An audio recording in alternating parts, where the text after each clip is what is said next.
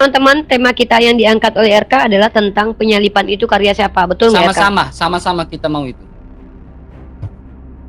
Penyalipan dalam perspektif Islam dan penyalipan dalam perspektif Kristen, begitu? Oke, boleh. Semangat Uni. Kan saya Uni, itu kan suka nonton Korea nggak Uni? Biasa aja RK. Kalau kan saya suka nonton Korea. Nanti kalau kamu bercanda sama saya nanti. Oh, kita WA kita sudah live di YouTube. Kita WA-an. Oke, siap. Bismillahirrahmanirrahim. Assalamualaikum warahmatullahi wabarakatuh, teman-teman. Hari ini RK menelpon saya, menghubungi saya, meminta saya untuk diskusi.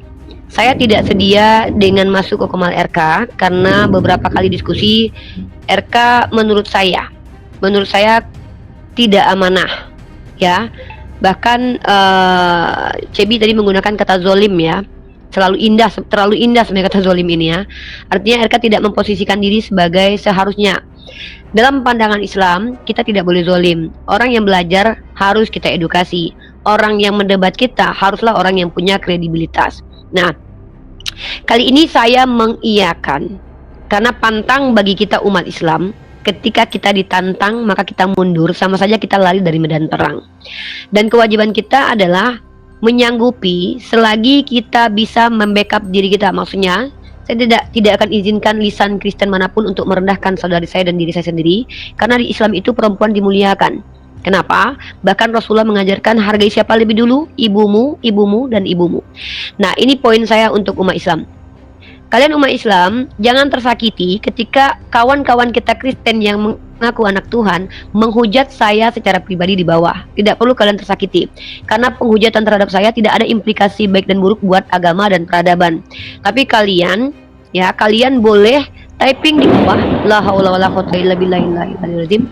Kalian boleh typing di bawah, membalas komentar-komentar mereka. Jangan menghujat Tuhan mereka, tapi kembalikan narasi mereka untuk mereka sendiri. Kalian gunakan apa yang mereka imani. Ini yang diizinkan dalam Islam, ya. Kita tidak diizinkan memulai menghujat. Mohon dengan sangat kalau ada saudara-saudara Islamku yang menonton di sini, mari kita kondusifkan diskusi ini. Karena saya betul-betul ingin tahu poin dari penyalipan ini. RK mengangkat tema tentang penyalipan. Sebenarnya tentang penyalipan ini bukan problem atau polemik di dalam Islam. Karena kita tidak mempercayai bahwa Nabi Isa itu disalibkan. Dalil eksplisitnya wa ma qataluhu wa ma salabuhu. Nah, namun bukan berarti Islam meniadakan peristiwa yang sangat keji dan sangat mengerikan, yaitu peristiwa penyalipan. Kenapa kita tetap percaya? Karena Allah ceritakan dalam Al-Quran bahwa yang disalibkan itu adalah yang diserupakan. Maka tragedinya terjadi, namun yang disalibkan itu ditolak bahwa itu Nabi Isa. Itu poin penting yang harus RK catat dulu, ya. Poin pentingnya adalah kami umat Islam percaya tentang adanya tragedi penyalipan, tapi diberitahukan oleh Allah bahwa Nabi Isa tidak disalib. Sama seperti Nabi Ibrahim. Kami percaya adanya peristiwa keji terhadap Nabi Ibrahim, tapi Nabi Ibrahim tidak terbakar karena beliau diselamatkan.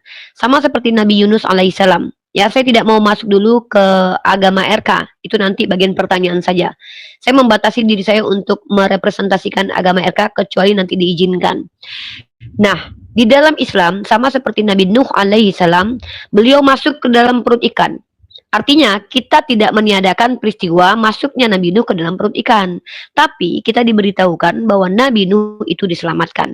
Karena setiap Rasul itu akan di-backup oleh Allah karena Allah yang mengutus mereka. Nah, adapun nabi-nabi yang meninggal dalam keadaan syahid di tangan orang kufar, mereka tidak diutus ke suatu kaum, tetapi mereka adalah orang yang dengan kebenarannya mereka dihakimi atau dihabisi oleh orang-orang Yahudi. Setidaknya itu yang kita imani. Teman-teman, Nabi Yunus yang masuk ke dalam perut ikan. Itu bagaimana cara kami memahami RK tentang tragedi penyalipan Nabi Yunus. Saya ulangi, maaf teman-teman, bukan Nabi Nuh tapi Nabi Yunus, ya, maaf. Nah, kalau Nabi Nuh juga punya peristiwa, kita tidak menafikan adanya peristiwa tentang banjir bandang, tapi kita percaya Nabi Nuh diselamatkan. Kita bukan peristiwanya yang kita bantah, tapi adalah tokoh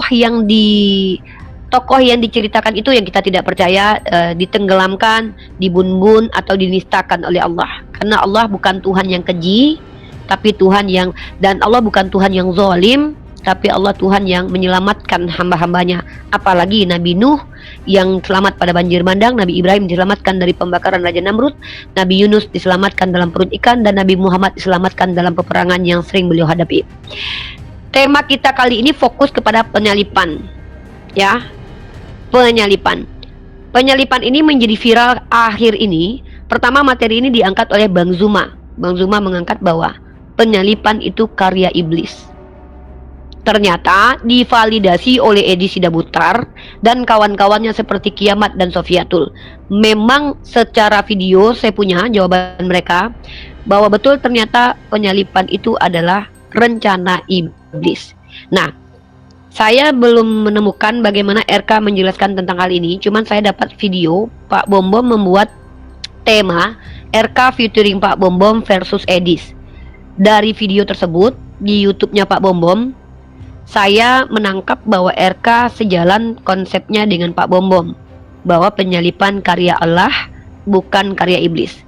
Nah, kita kasih kesempatan RK menjelaskan sedetail mungkin. Nanti saya, RK kalau bersedia ditanggapi, saya tanggapi. Kalau tidak bersedia ditanggapi, saya bukan orang yang ingin sebenarnya mengurusi doktrin kalian. Tetapi kalau kalian menantang saya, tentu saya akan memberikan pandangan-pandangan, ya. Oke, silakan RK. Oke. Tanggapi tentang penyalipan karya siapa. Oke, terima kasih banyak. Ini ya. Jadi kalau berbicara penyalipan karya siapa, penyalipan adalah bagian dari karya Allah. Itu jawaban saya. Simple. Bagian dari karya Allah.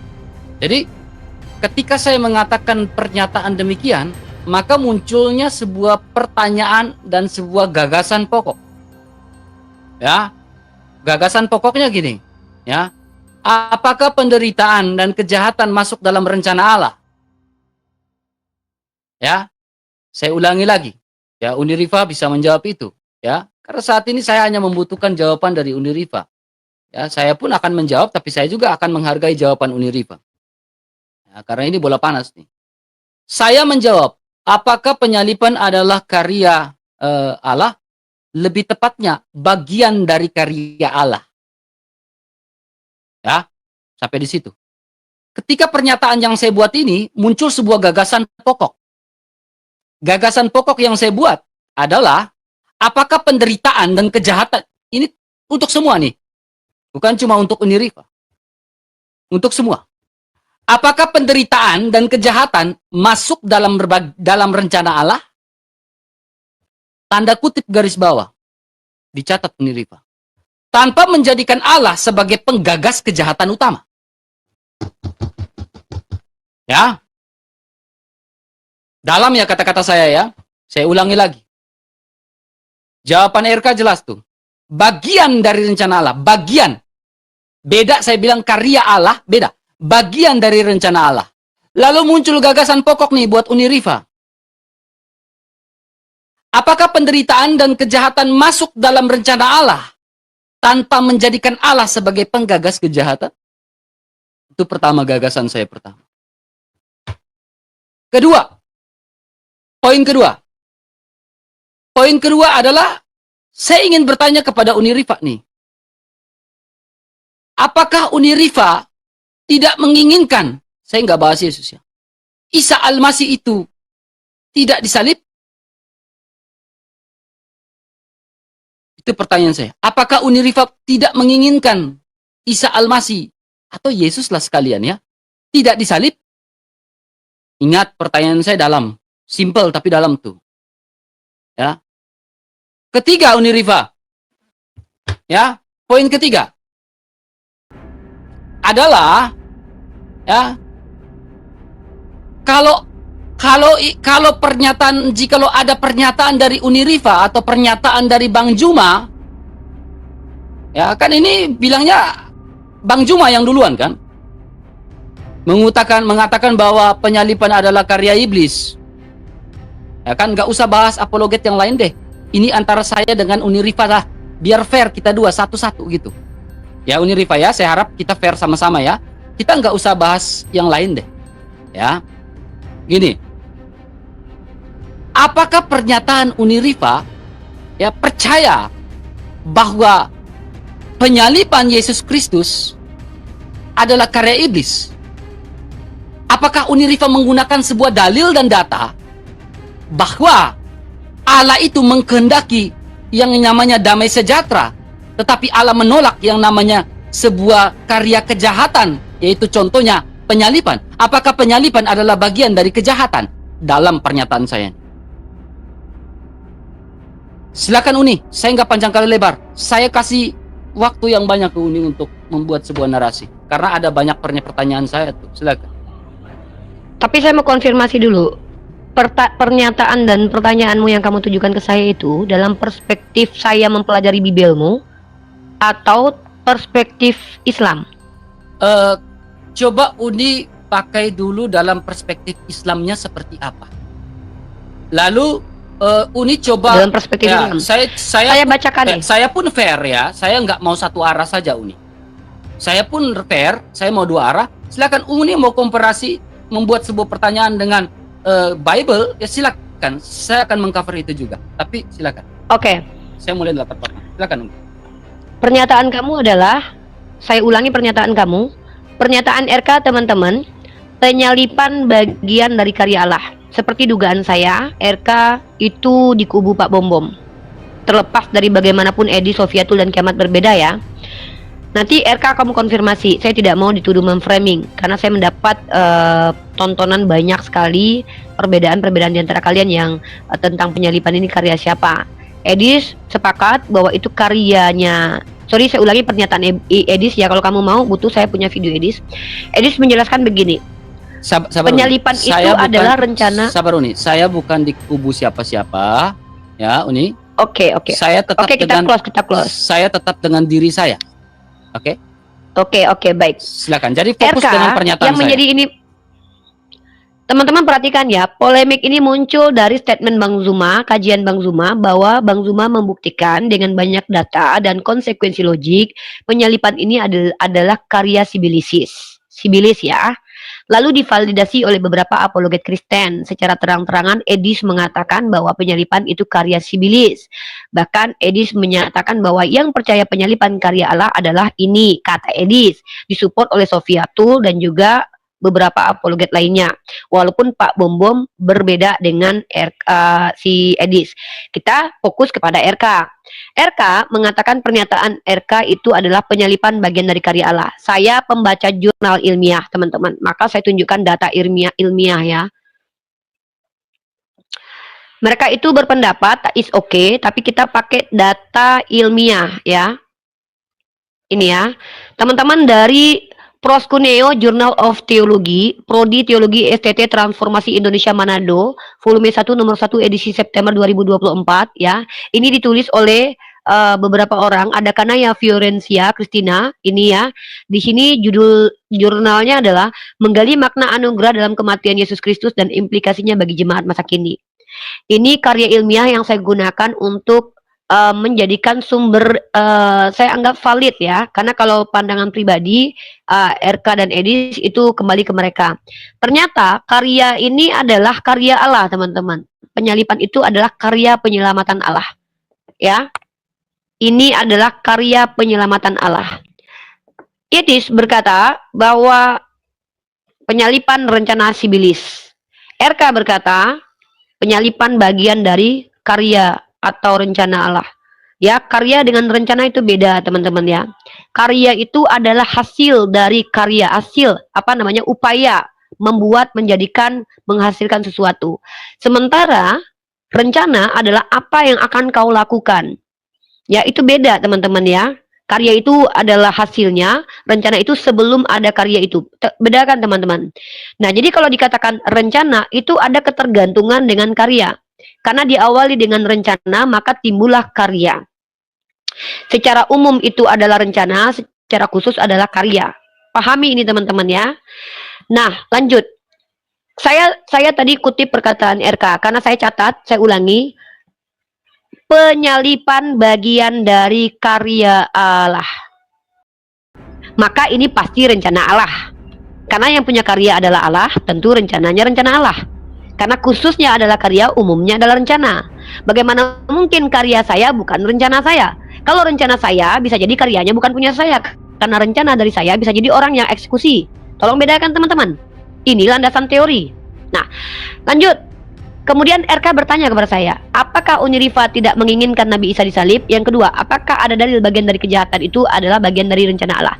RK meminta saya menjawab dari Islam. Maka saya akan menjawab RK.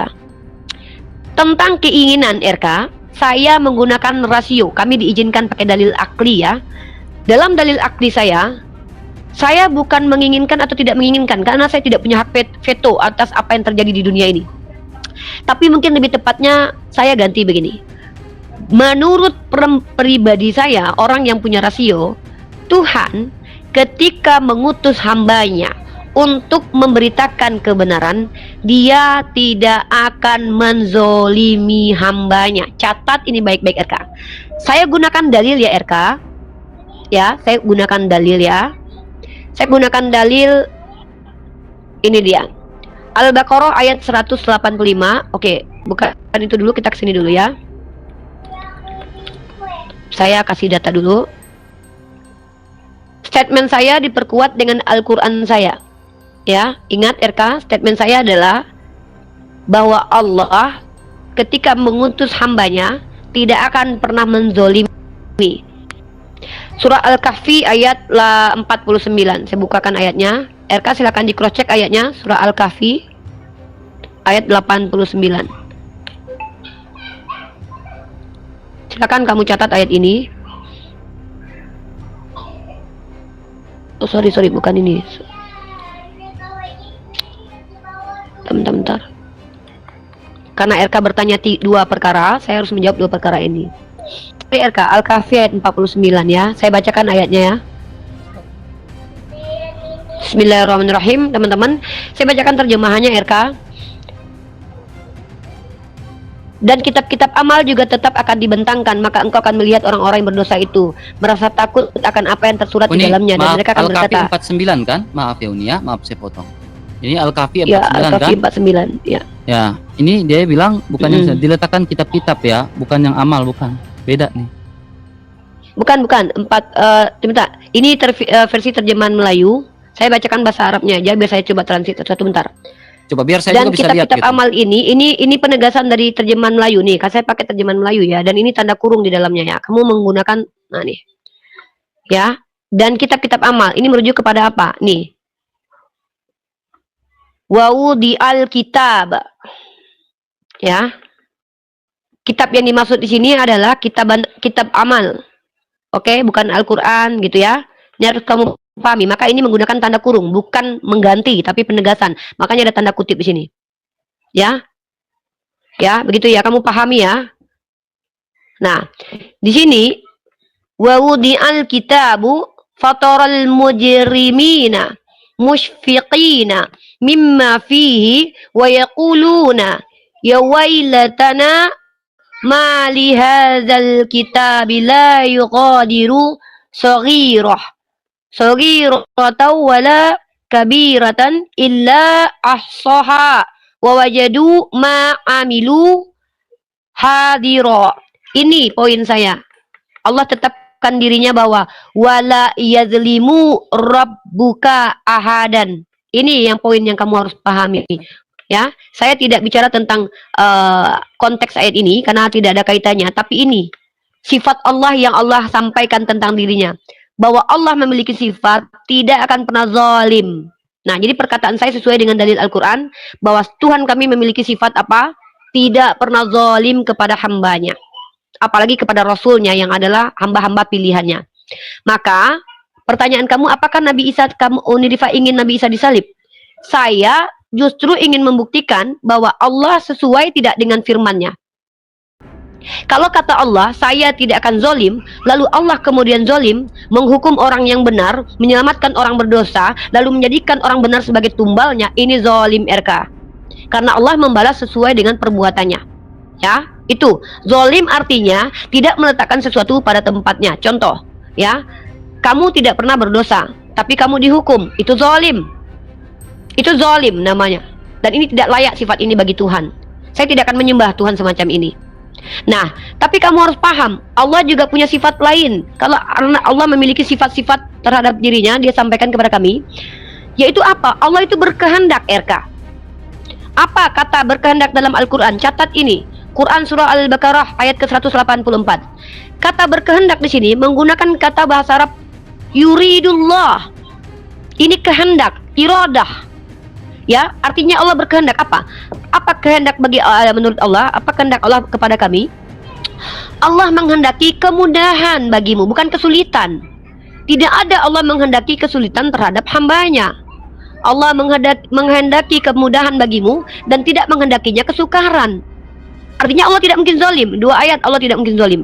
Nah, tetapi kalau kamu bertanya, bagaimana dengan kejahatan yang terjadi? Apakah itu kehendak Allah? Bukan, tapi izin Allah. Mana datanya? Ini. Ya, ma asaba min musibah. Musibah ini keburukan, RK. Ma asaba minhu min musibah illa biiznillah. Izin, RK. Jadi iradat dan izin itu beda. Iradah dan uzina itu beda. Makanya ada dalil diizinkan kamu berperang kalau kamu diperangi. Artinya ada izin. Saya kasih kamu analogi simpel biar kamu paham ini.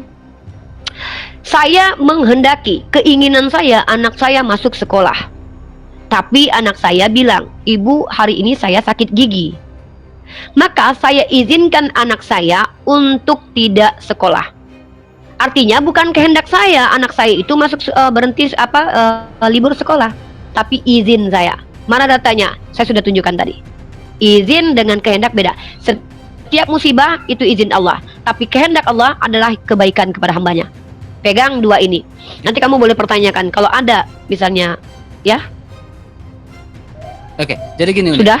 Ya, sudah. Jadi Uni tadi mengatakan bahwa nabi atau utusan atau apapun itu tidak boleh dizolimi, hambanya tidak boleh dizolimi, betul? Saya tidak mau menukar kata-kata saya. Allah bukanlah Tuhan yang zalim. Allah Paham bukan ya? Tuhan yang zalim. Zalim itu tidak meletakkan sesuatu tidak pada tempatnya. Dalilnya sudah saya tunjukkan. Kalau perlu diulang. Jadi di dalam Allah menetapkan. Di dalam An-Nisa 157 ya, kita baca An-Nisa 157 ya Uni ya. Biar sama-sama enak nih. Ini gak apa-apa, saya tanya baik-baik. Ini RK sudah menanggapi tentang penjelasan saya ya RK. Dan kita belum masuk kepada tema kita tentang penyalipan karya siapa. Langsung saja. Ya, kamu tanggapi saya. Oke. Saya sudah menjelaskan, kamu menanggapi. Habis itu saya akan mencoba untuk mengeluarkan konsekuensi logik dari pandangan kalian sebagai orang yang percaya penyalipan Yesus. Saya paham Uni. Ya. Jadi kami menghukum pula mereka karena ucapan mereka, sesungguhnya kami telah membunuh Al-Masih. Ini siapa yang ngomong nih Uni? Isa putra Maryam. Orang-orang yang zalim, yaitu dari kalangan Yahudi dan orang-orang yang zalim terhadap Nabi Isa. Oke, orang-orang yang zalim. Ya, yang mengomong bahwa sesungguhnya kami telah membunuh Al-Masih, Isa putra Maryam, ya. Padahal ya mereka tidak membunuhnya. Ini siapa yang ngomong?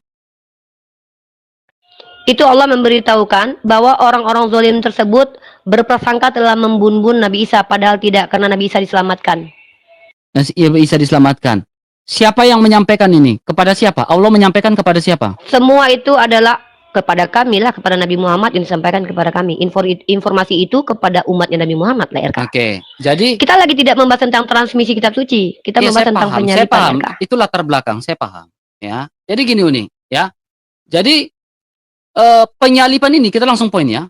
Penyalipan ini, apakah Uni tidak pernah sepakat bahwa Isa itu disalibkan, tetapi adakah indikasi, ya, adakah indikasi bahwa iblis menginginkan penyalipan itu juga? Atau iblis menginginkan karya penyalipan itu juga kepada Isa Al-Masih? Karena saya bukan iblis, jadi saya tidak tahu pikiran iblis. Mungkin karena kalian selama ini berdekatan dengan iblis, maka kalian tahu keinginan iblis. Yang dekat dengan iblis itu Uni, bukan. Tapi gak usah bahas, jangan lari ke situ Uni. Ya, kita fokus nih, kita fokus. Ya makanya saya tidak tahu, karena saya bukan berteman dengan iblis, jadi saya nggak tahu keinginan iblis. Mungkin kalian karena sering teman sama iblis, jadi tahu keinginan iblis. Jadi apakah iblis tidak punya, jadi Uni tidak tahu jawab, apa iblis tidak punya keinginan untuk menyalibkan Isa Al-Masih Karena saat saya itu? kan nggak tahu bagaimana cara berpikir iblis, RK. Lantas bagaimana ada di dalam An-Nisa 157 ini? Loh, kalau Allah Maha tahu, RK. Ini keinginan Jangan siapa tanya nih? kamu Padahal punya mereka keinginan tidak, Allah. ya ini kami menghukum pula karena RK, ucapan mereka saja pertanyaanmu kami ini telah tentang membunuh apa? mereka. Coba ulangi pertanyaanmu, Dek. Dek, coba kamu ulangi pertanyaanmu. Oke, Kamu baik. bertanya tentang keinginan iblis. Saya jawab, RK, berhubung karena saya bukan umat sibilisis, bukan teman sibilisis, bukan saudara sibilisis, saya nggak tahu keinginan sibilisis. Ya, Oke. kalau kalian tahu rencana sibilisis, ya mungkin karena ada kedekatan emosional. Kalau kamu tanya bagaimana pandangan Al-Quran, saya diberitahukan bahwa iblis itu meminta kepada Allah untuk menyesatkan manusia. Jadi bukan saya yang tahu kehendak sibilisis. Kalau Tuhan saya kenapa tahu? Karena Tuhan saya Maha tahu tentang apa yang dipikirkan hamba-hambanya. Kalau saya nggak mungkin tahu kehendak sibilisis, nggak ada hubungan kekerabatan, RK. Oke. Ya, Oke. poin kita kan penyalipan. Oke. Ya, Ya, penyalipan ini- ini karya iblis atau karya Tuhan. Oke. Nah, saya sudah jawab. Mhm. Kami tidak mengimani penyalipan terhadap Nabi Isa. Artinya kami tidak punya masalah dengan itu, adikku yang ganteng. Oke. Nah, yang punya masalah itu kalian. Oke. Makanya kita bahas Ya, tentang saya paham. lanjut. Ya. Makanya di pernyataan saya di awal itu ada pernyataan saya, apakah penderitaan dan kejahatan masuk dalam rencana Allah? Uni sudah jawab. Tetapi ada poin kedua, ya, tanpa menjadikan Allah sebagai penggagas kejahatan. Jadi menurut Uni, ya, menurut Uni ini saya tanya, apakah Yudas Iskariot berperan dalam karya itu? Oke, kalau kamu berbicara tentang konteks Al-Quran, kami tidak diperkenalkan siapa Yudas, kecuali dalam tafsir yang mereka juga mengambil sumber-sumber Israeliat. Mohon maaf, saya tidak kenal dengan Yudas Iskariot dalam teologi Islam. Yang kenal Yudas Iskariot itu adalah kalian, karena berkat Yudas Iskariot mencium Yesus, kalian selamat. Jadi nggak ada kaitannya dengan Islam, Yudas. Oke, RK, dari tadi kamu banyak Gini, bertanya, oke? Pandangan Hanya Uni, saya yang gini, bertanya gini. ke kamu. Enggak, saya baik-baik nih Uni ya. Saya baik-baik nih.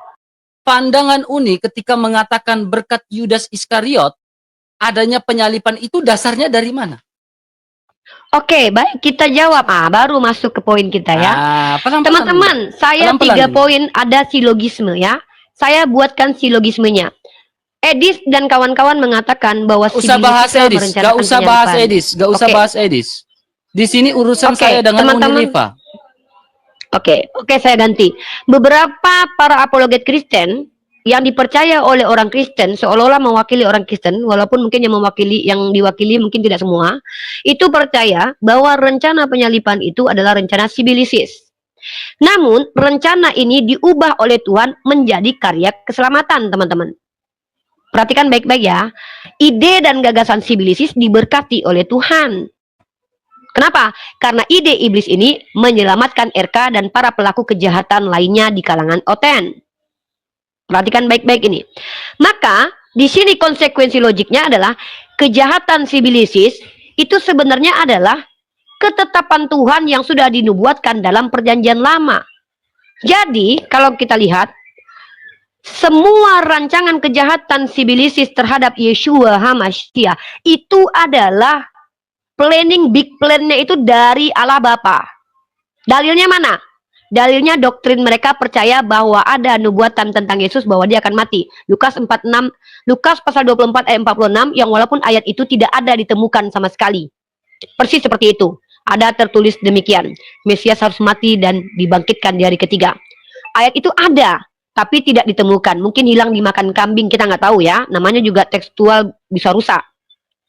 Kemudian, sibilisis ini, setelah dia, tentu yang lebih tahu apa yang akan terjadi adalah Tuhan. Masa sibilisis tahu?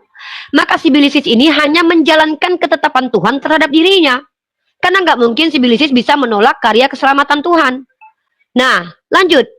Sibilisis itu masuk neraka. Sementara dia masuk neraka, atau Yudas masuk neraka, karena dia menjalankan ketetapan Tuhan. Karena tentang penyalipan itu adalah big plan dari Allah Bapa. Bahkan itu bagian rencana menurut RK. Jadi ini terjadi kezoliman besar, teman-teman. Yudas, niat jahatnya, diridhoi oleh Tuhan untuk menyelamatkan orang jahat lainnya, tapi dia malah masuk neraka. Perhatikan baik-baik. Ide dan gagasan Yudas itu tidak akan muncul, teman-teman. Tidak muncul kalau tidak menjalankan ketetapan Tuhan, karena penyalipan sudah dinubuatan sejak semula. Maka Yudas ini adalah pionnya Tuhan untuk menyempurnakan keinginan Tuhannya umat Kristen agar Yesus tersakiti di tiang salib dan mati. Karena itu karya keselamatan Tuhan.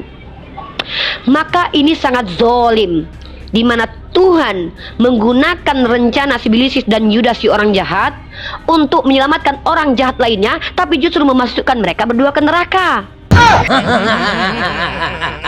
Ngeri. Zolim sekali, ya. Dan bahkan orang-orang jahat diberkati dengan adanya kezoliman terhadap Yesus. Yesus itu dizolimi. Dia diutus menjadi karunia. Perhatikan baik-baik. Apa kata Tuhannya orang Kristen? Begitu besar kasih karunia Allah sehingga dia mengutus anak tunggalnya menjadi karunia, bukan menjadi tumbal. Bukan menjadi tumbal, tapi karunia. Kalau menjadi karunia, artinya seharusnya kedatangan Yeshua HaMasyiah 33 tahun di dunia harusnya berimplikasi positif untuk bukan hanya Oten saja, bukan hanya di akhirat saja. Seharusnya seperti Nabi Muhammad, menjadi rahmat untuk kampung halamannya minimal, orang tuanya minimal. Tapi masalahnya saya belum menemukan apa manfaat Yesus mati dan bangkit dan hidup di dunia untuk peradaban, ya. RK, mohon maaf ya. Mohon maaf, ini nanti kamu boleh tanggapi. Gak apa-apa, Jadi, gak apa-apa. Jadi penyalipan yang adalah rencana gagasan besar dari Bapa yang adalah Tuhannya Oten, itu dieksekusi oleh si Bilisis dan Yudas dan Hansip Romawi. Maka di sini kezoliman terjadi. Logika ini adalah logika psikopat. Kenapa saya katakan logika psikopat?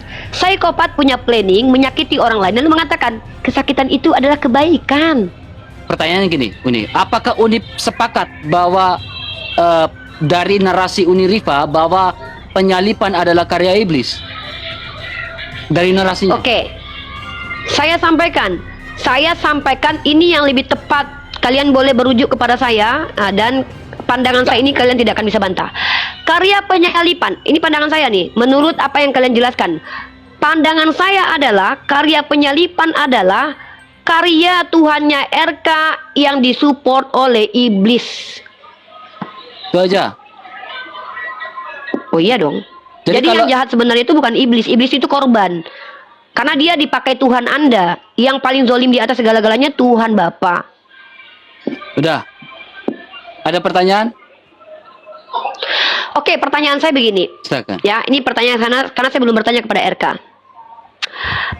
Pertanyaan saya kepada RK, apakah Bapak menghendaki Yesus mati disiksa di tiang salib? That's all. Ini bukan izin ya, Dek. Kehendak.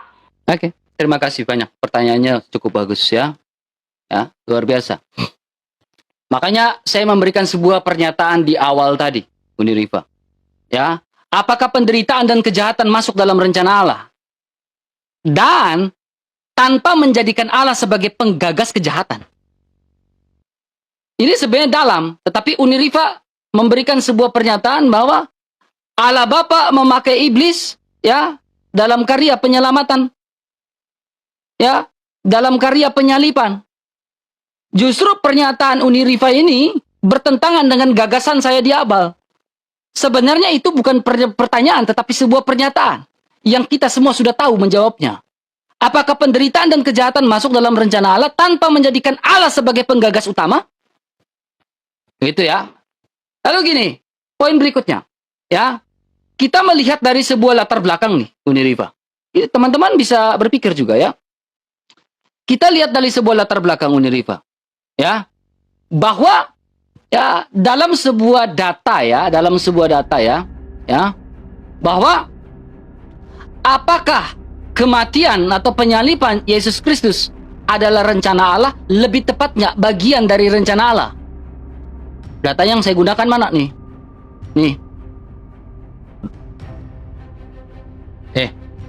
Kisah Rasul nih. Dia yang diserahkan Allah menurut maksud dan rencananya. rencana Sang Bapa. Di dalam topik dan ide-ide pokok paragraf ini tidak pernah mengatakan rencana iblis. Jadi pernyataan Uni Riva sudah fatal di depan. Karena Alkitab tidak pernah mengatakan bahwa iblis berkarya di dalam penyalipan Yesus Kristus. Tapi mengapa? Mengapa sampai itu terjadi? Kita buka ayat selanjutnya, teman-teman. Ya. Ya. Nih. Ini Kisah Rasul pasal 4. Untuk melaksanakan segala sesuatu yang telah engkau ini siapa? Iblis. Atau Allah. Engkau tentukan, dipredestinasi dari semula. Oleh kuasa dan kehendakmu. Ini Allah. Ya. Tetapi bagaimana sampai munculnya ayat itu? Latar belakangnya seperti apa? Sampai munculnya itu.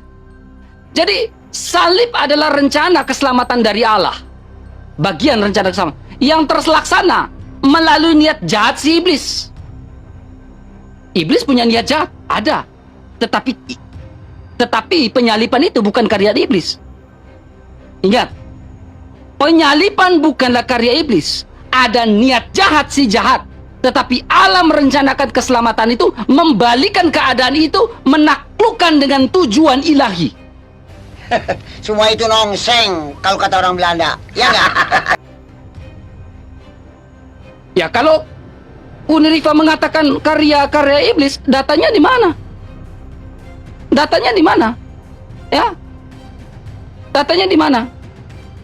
Ya, itu saya baru tunjukkan dua data tuh, belum yang lain lagi. Ya, pertanyaannya, apakah Allah tahu? Kenapa sampai kalau Allah tahu bahwa manusia bakal berdosa? Dan apakah Allah tahu dia harus mengutus anaknya yang tunggal? Tahu. Bahkan sebelum manusia jatuh ke dalam dosa, Allah sudah tahu itu. Dalam bahasa Yunani menggunakan kata proginosko. Pengetahuan Allah. Tetapi dalam kedaulatannya dia. Ya, makanya saya memiliki sebuah buku yang bagus. Ya. Buku ini Kedaulatan Allah dan Tanggung Jawab Manusia.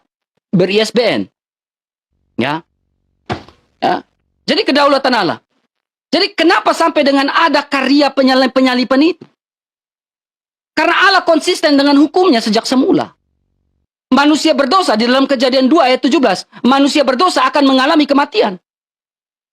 Nah sekarang untuk mengembalikan marwah kematian itu, apakah Adam dan Hawa bisa mengembalikan marwah kematian itu? Tidak bisa. Adam dan Hawa tidak bisa mengembalikan marwah kematian. Ngarang ceritanya itu. Lalu muncul pernyataan dari Uni Riva nih. Apakah iblis berperan di dalam penyalipan untuk mengembalikan marwah kematian itu? Itu pertanyaan itu. Saya ulangi pertanyaannya. Itu pertanyaan saya, RK. Iya, sama-sama nih Uni. Pertanyaan saya apalah, siapa yang menghendaki I got the kematian point. Yesus? I got the point. Saya paham Uni, saya paham. Tenang. Ya? Ya. Jadi, kita melihat dari sebuah latar belakang. Manusia berdosa mengalami kematian. Kejadian 2 ayat 17 dalam bahasa Ibrani menggunakan kata tamut. Ya. Karena kematian itu punya konsekuensi. Konsekuensinya adalah apa? Dosa. Ya.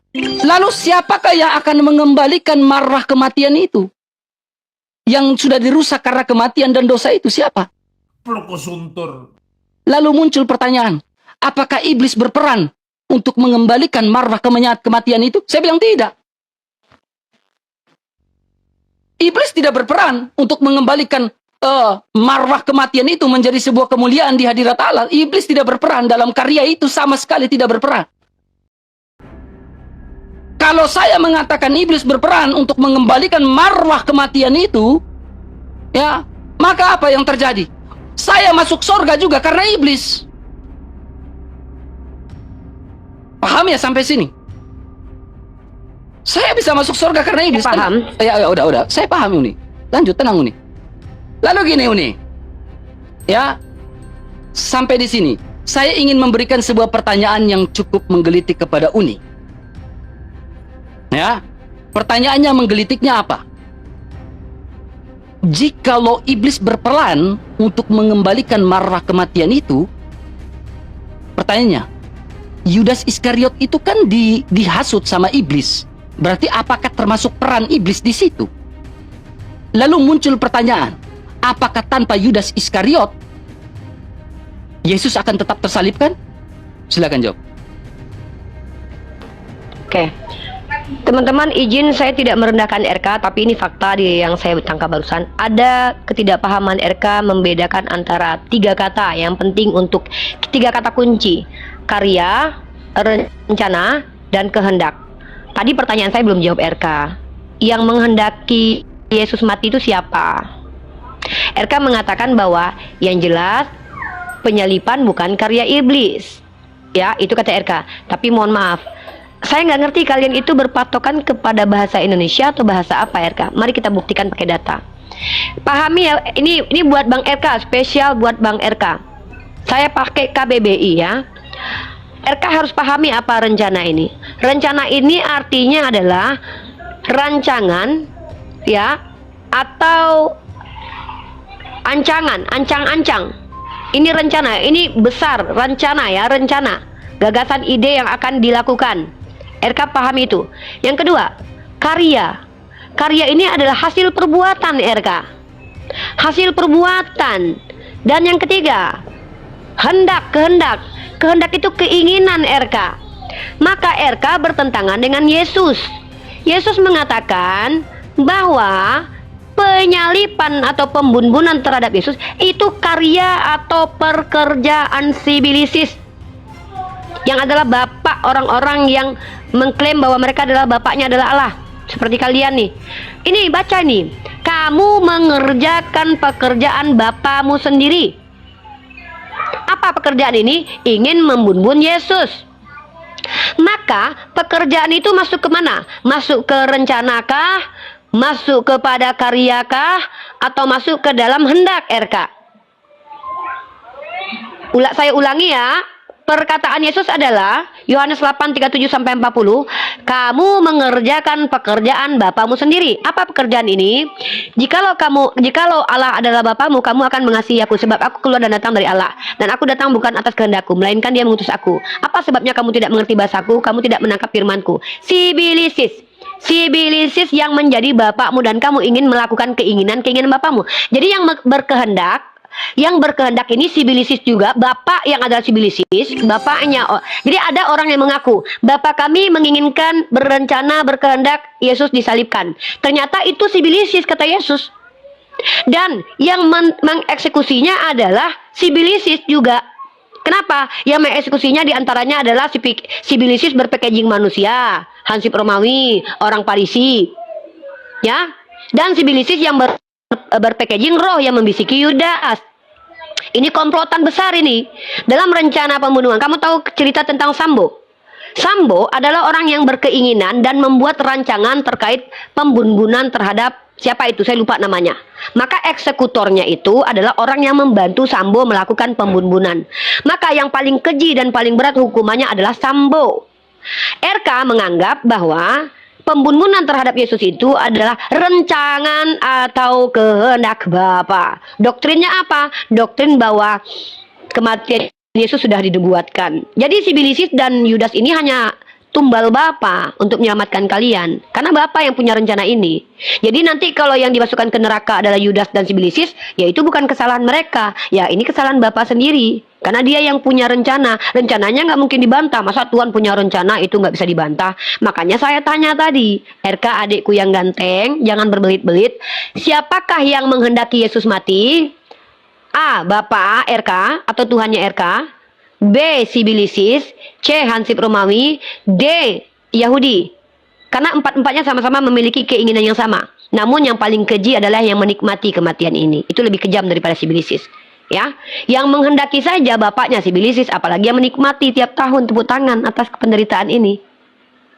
Itu lebih kejam daripada, bahkan lebih iblis daripada iblis. Nah, maka RK pahami. Maka ketika RK mengatakan penyalipan bukan karya si Bilisis, dibantah dengan apa? Apa yang membantah? Pertama, etimologi karya. Karya hasil pekerjaan.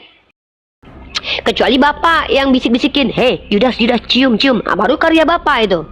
Tapi kalau kita menggunakan KBBI, penyalipan itu adalah rencana dan ide gagasan Bapak dan ketetapan Bapak. Lalu karya siapa? Karya Sibilisis. Karena dia yang bekerja. Karena karya adalah hasil pekerjaan. Bapak nggak ikut bekerja di sini. Bapak cuma nonton aja, menikmati. Pertanyaan gitu saya ya. tadi itu simpel, Lalu memberkati Uni Rifa. karya itu. Biar kita Apa lebih, pertanyaan RK? biar lebih lanjut, lebih dalam lagi. Oke, saya catat nih. Tunggu, saya catat pertanyaan RK nih. Supaya Jika Sibilisis berperan, Yudas. Karena saya pingin ini, saya belum mengeluarkan semua ide pandangan saya. Saya masih mendengarkan Uni Rifa nih dari tadi. Ya. Saya dari tadi masih mendengarkan Uni Rifa. Saya masih main di kulit-kulitnya ini, Uni. Ya. Nggak apa-apa. Tapi Uni Ini Rifa kan udah masuk masalah sampai ke kalian. dalam-dalam ya. Bukan masalah saya, ya. Sekarang gini. Uni Rifa dalam narasinya mempercayai bahwa saya belum izinkan RK loh, RK. Kan saya masih poin terakhir menjawab pertanyaan poin RK. terakhir Nanti tentang dibilang saya nggak Yudas. menjawab. Silakan. Ya, saya jawab ya. Teman-teman, saya ulangi pertanyaan Abang RK ya. Jika Sibilisis berperan, Yudas dihasut, apakah termasuk peran? Loh, Yudas Sibilisis itu bukan cuma berperan, dia ikut serta, dia berkarya. Karyanya apa? Kerjaan iblis apa? Bisikin Yudas, "Hei Yudas, kamu cium itu si Yesus atau jual dia." Si Yudas adalah eksekutor kedua. Timnya Bapak. Dia yang melakukan penciuman, lalu dieksekutor lagi oleh Hansip Romawi. Jadi Bapak ini adalah ide dan gagasan, eksekutornya Sibilisis dari bersanad ini bersanad nih, kerjaan ini bersanad loh. Saya sanadnya ya, Sibilisis support, Sibilisis limpahkan ke Yudas, Yudas limpahkan kepada Hansip Romawi, ya. Kepada orang Yahudi, Yahudi limpahkan kepada Hansip Romawi. Pekerjaan ini komplotan, ya. Bapak menetapkan, merancang idenya.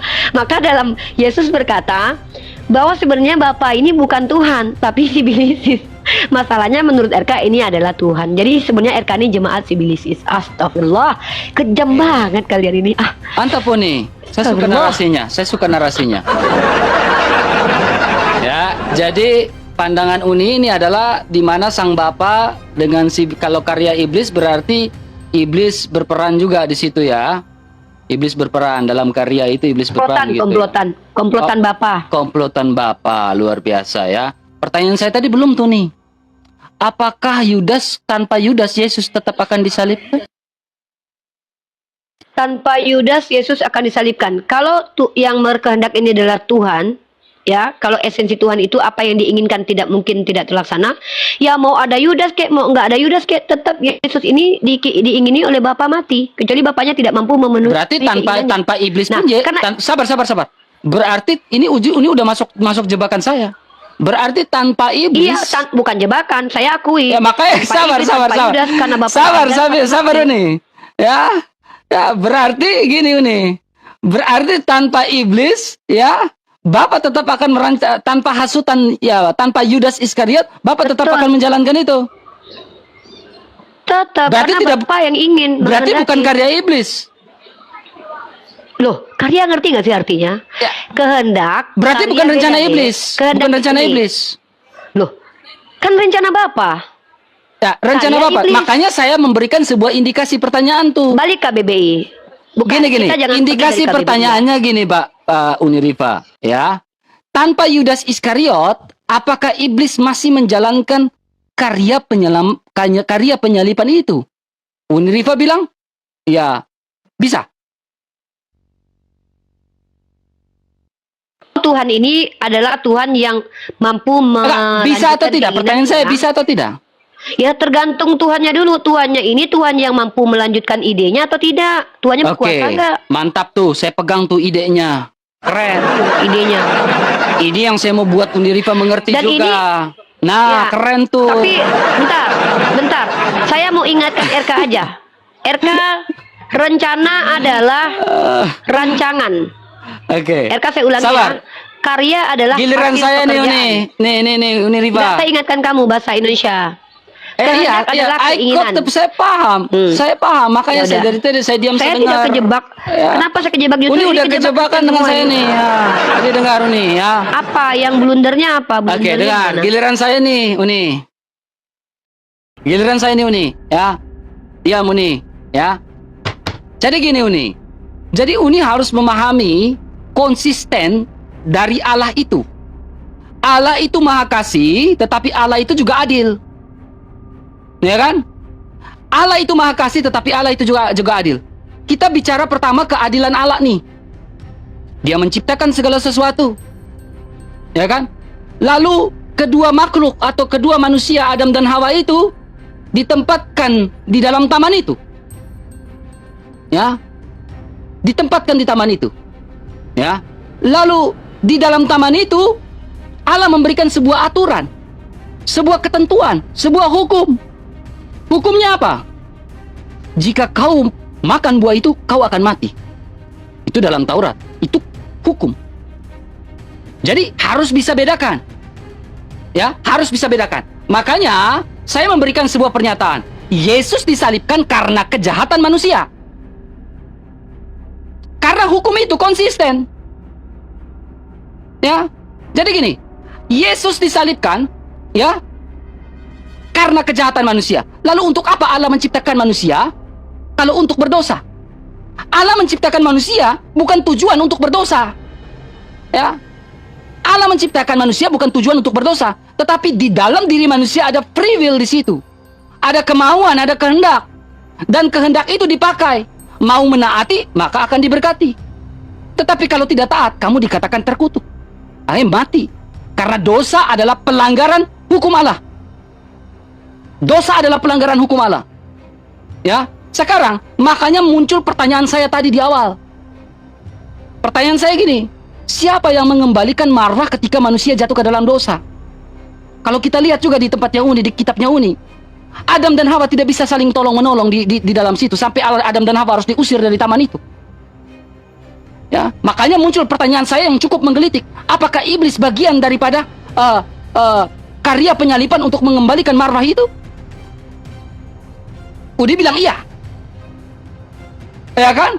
Karena bersekongkol dengan Allah. Bukan itu maksudnya. Di Bible bukan maksud itu. Sabar Uni, jangan Kamu potong. menjelaskan. Saya nggak potong Uni, sabar. Jangan panas. Saya dari tadi tenang loh dengan Uni. Ya. Makanya saya bilang orang Kristen juga harus paham alur saya. Jangan bilang, Erka kamu gini, Erka. Kamu paham alur saya. Ya, saya ingin membuat kalian mengerti juga nih. Ya, jadi gini. Allah menciptakan manusia, dia tahu nggak manusia bakal berdosa? Dia tahu. Tetapi bukan itu tujuan Allah menciptakan manusia untuk berdosa. Bukan itu. Tetapi manusia berdosa, ya, mengalami kematian, mengalami kejatuhan. Ya, sehingga kematian penyalipan Yesus karena kejahatan manusia atas dasar hukum Allah. Di dalam Kejadian 2 ayat 17 itu. Oke, sampai situ. Lalu gini. Kedua Uni. Pertanyaannya, apakah Yesus akan tetap disalibkan meskipun tidak ada Yudas? Ya, ada beberapa pertanyaan. Nanti saya jawab termasuk Yohanes 8 itu. Makanya pahami latar belakang dalam Yohanes pasal 8. Nanti saya jawab habis itu. Nih, saya menelisik dari sebuah fakta sejarah nih. Ini orang Islam yang nulis nih, mantan Muslim. Ya, melacak sang tersalib, raga insani dalam geliat kekristenan. ISBN ya. Ya, keluarga Makabe bangkit melawan ini. Kita langsung di sini. Pada tahun 63 sebelum Masehi, di bawah pimpinan Jenderal Pompeius, pasukan Romawi kembali menguasai Yerusalem. Ya kan? Menguasai Yerusalem. Roma bebas mengangkat dan memecat imam besar untuk menjalankan kepemimpinan. Ya, ketika Roma kembali menguasai Yerusalem, ini menurut fakta sejarah, Kaisar Romawi mendapatkan Ini apa gelar. poinnya, RK? Sabar, saya akan jelas, makanya mengerti dulu. Ya, saya nggak dapat Kaisar poinnya. Romawi, sabar. Kaisar Romawi, jangan potong, mendapatkan pengakuan sebagai anak Allah. Ya kan? Makanya saya bilang Uni Riva kejebak. Kenapa saya bilang kejebak? Kejebak di mana? Alkitab mencatat sebaiknya Yudas Iskariot itu tidak dilahirkan. Itu pertama. Jadi jangan pakai satu ayat, Maksudnya baca gimana? ayat. Tunggu, tunggu. Sabar. Saya ngerti. Jangan potong. Coba jelaskan dulu. Jadi ketika Yesus Kristus mengatakan dirinya sebagai anak Allah di hadapan Kaisar Romawi, Yesus akan tetap disalibkan meskipun tidak ada Yudas, meskipun Yudas itu tidak dibisikkan oleh iblis. Betul. Oke? Tanpa iblis Nah, pun, sekarang akan disalibkan. Yesus akan tetap disalibkan. Nah, sekarang apakah ini karya Sang Bapa? karya Sang Bapa atas dasar kejahatan manusia yang tidak bisa menerima konsekuensi dan mengembalikan marwah akibat kejatuhan di dalam dosa itu. Terus kejebaknya di mana? Ya kamu kejebak, kamu bilang tanpa Yudas Iskariot itu adalah komplotan dengan Allah. Iya, kenapa? Iya kan? Mati Iya kan? gara-gara Yudas? Iya kan? Bentar. Oke, kan faktanya Yesus mati karena bisikan iblis ke Yudas atau bukan? Faktanya itu kan angan-angan kamu tadi. Nah, ini yang akan kamu. ini yang akan Kamu saya kan jelaskan. berandai. Nah, Tunggu ini yang dulu. akan saya jelaskan. Bentar, ini yang kejebak Sabar, ini kamu. akan saya jelaskan. Saya nggak kejebak, yang justru kejebak ini yang saya kalian jelaskan. ini Kristen. Nih, Loh, saya suka kan nih. angan-angan Iya, kamu Uni, yang coba. mengatakan seandainya Sesuai ini, nak, Bentar, sesuai Rifa. Uni Rifa, sesuai ini, Rifa. faktanya Yesus tuh mati kenapa sih RK? Iya, mati iya kenapa? saya Coba. paham. Menurut Lu Unirifa, adalah karya iblis, udah jelas. Ya kan? Betul. Yesus mati menurut Unirifa adalah karya iblis, betul? Betul. Nah, maka dari itu saya memberikan sebuah dalil lagi nih, ya. Dalam Kejadian pasal 50 ayat 20. Memang kamu telah mereka-rekakan yang jahat terhadap aku. Tetapi Allah telah mereka-rekanya untuk kebaikan dengan maksud melakukan seperti yang terjadi sekarang ini. Ya. Jadi, ya, iblis pada saat itu, ya, kita melihat dari kasusnya Yusuf. Yusuf itu saudara-saudaranya dibuang ke tanah Mesir dengan maksud yang jahat, seperti kata Kejadian 50 ayat 20. Nih. Mereka yang jahat. Tetapi ketika Yusuf di Mesir, Allah mengembalikan itu.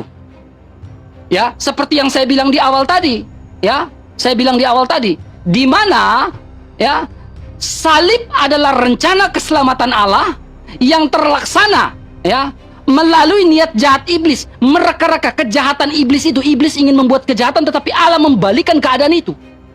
Jadi tetap saya mengatakan salib adalah karya keselamatan dari Allah. Artinya Tuhanmu meridhoi kejahatan iblis gitu. Tuhan mengizinkan, membalikan. Jadi iblis berusaha untuk Mengizinkan atau meridhoi? iblis Beda. berbuat, ya sabar. Iblis membuat itu, ya. Dia berpikir bahwa hikmatnya lebih besar daripada hikmat Allah. Ya, dia berpikir bahwa hikmatnya lebih besar daripada hikmat Allah. Tetapi dalam kemahatauan Allah, Allah sudah tahu itu. Allah sudah tahu itu.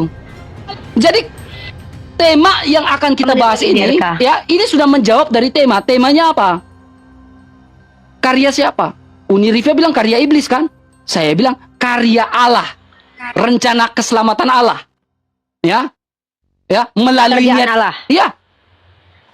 Melalui rencana Oh, Allah. berarti Allah yang Allah yang melakukan itu semua. Atas dasar konsistensi dari awal, hukum Allah yang Allah buat. Ya, intinya karya Allah berarti penyalipan itu. Karya Allah. Karena Oke. manusia tidak bisa Silakan kamu tanggapi. Gini. Ini baru kejebak. Ini baru Saya nggak kejebak, Oke, saya nggak di sisi kejebak. Saya gini, karena manusia tidak bisa mengembalikan. Buktikan. Sekarang pertanyaannya gini, Unirifa. Pertanyaannya gini, Unirifa. Ketika manusia berdosa, ya, marwahnya yang mulia itu sudah dirusak oleh dosa, siapa yang mengembalikan marwah itu? Pertanyaan. Mm-mm. Siapa yang Waktu mengembalikan saya marwah itu? sekarang, Ya. Berapa menit waktu saya RK? Ya, Karena silakan. saya Kembalikan marwah itu, silakan. Siapa yang mengembalikan marwah itu? Teman-teman ya, perhatikan teman-teman. Kak, saya tanya Saya mengingatkan mereka dalam konteks Islam juga Undi bawa Iya. ya. Ketika Iya, orang berdosa jatuh kan ke dalam nanti. gini. Ketika Adam Tadi dan saya Hawa potong. gini. Saya ulang lagi. Ketika Adam dan Hawa jatuh ke dalam dosa, siapa yang mengembalikan marwah itu? RK, Derajat kita itu, silakan. akan bahas itu, tapi saya mau mengingatkan kamu. Teman-teman, kenapa orang Kristen ini banyak tersesat? Mereka nggak bisa bahasa Indonesia, padahal saya sudah baik hati loh keluarkan KBBI loh. RK, rencana ini adalah rancangan. Ya, ini Mbak, nih KBBI RK. Yang membuat Kristen masuk neraka tuh nggak bisa KBBI, nggak jujur, sama nggak ilmiah. Nah, RK kali ini nggak bisa bahasa Indonesia nih. RK, saya ulangi sekali lagi ya. Rencana itu adalah rancangan. Kehendak adalah karya adalah pekerjaan.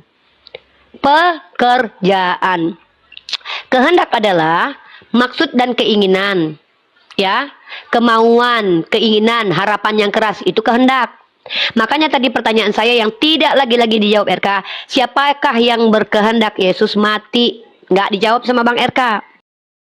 Nah, lalu ketika RK mengatakan, oh penyalipan itu karya Allah, pekerjaan Allah. Lah RK, ini mau dikemanain RK? Coba kenapa nggak tanggapi Yohanes 8 ini? Sorry, pasal saya ke-8. lupa, saya lupa tadi. Nah, Yohanes pasal ke-8 ayat ke-41. Mau saya tanggapi sekarang? Nanti saya tadi nggak potong, nanti Saya lupa tanggapi. soal. Saya pun Oke, menjawab sorry, kamu kan setelah dikasih waktu. Kamu mengerjakan pekerjaan Bapamu sendiri. Oke, jadi teman-teman, kata Yesus, pekerjaan yang dilakukan oleh si Bilisis, pekerjaan yang dilakukan oleh orang Yahudi yang ingin membunuh Yesus, itu pekerjaan yang adalah kehendak dari Bapa yang adalah si Bilisis. Nah, perhatikan baik-baik RK. Kamu mengerjakan pekerjaan Bapamu.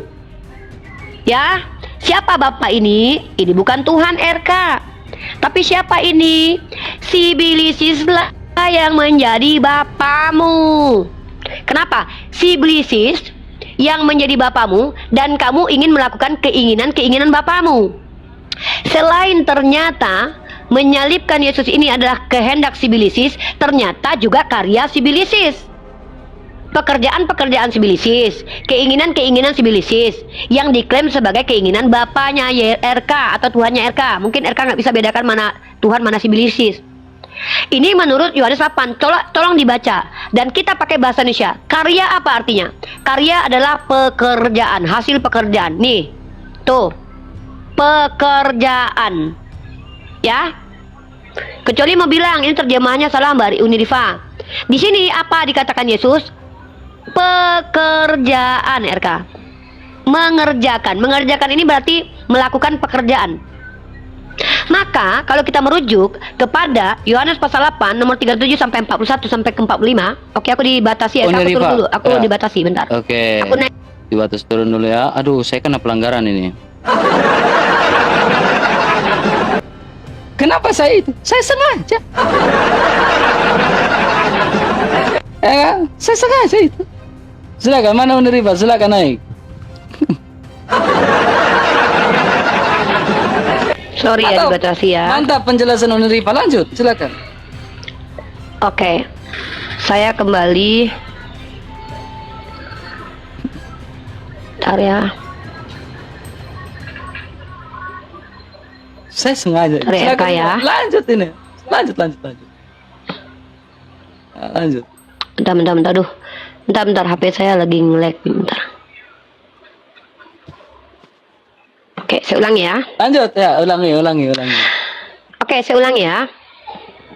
Metode saya menjelaskan itu menggunakan KBBI.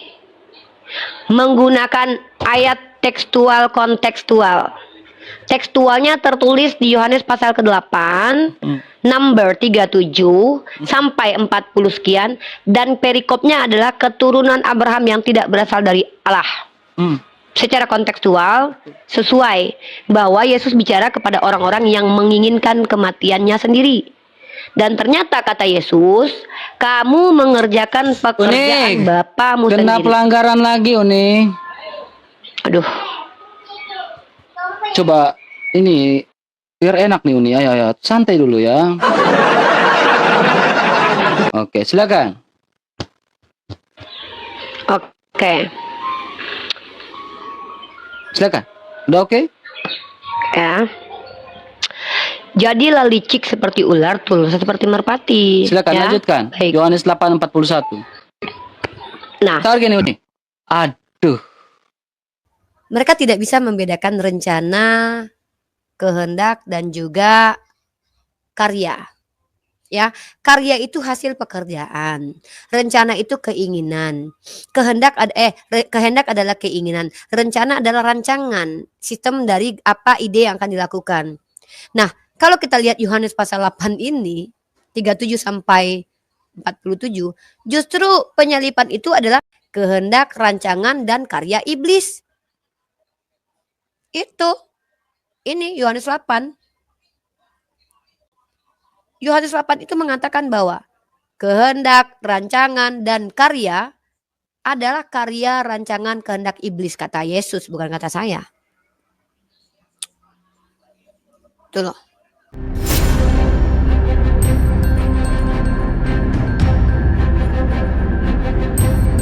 The religion of Jesus was Islam. Because with Allah, there is only one religion. He says, Inna dina inda Allahi Islam.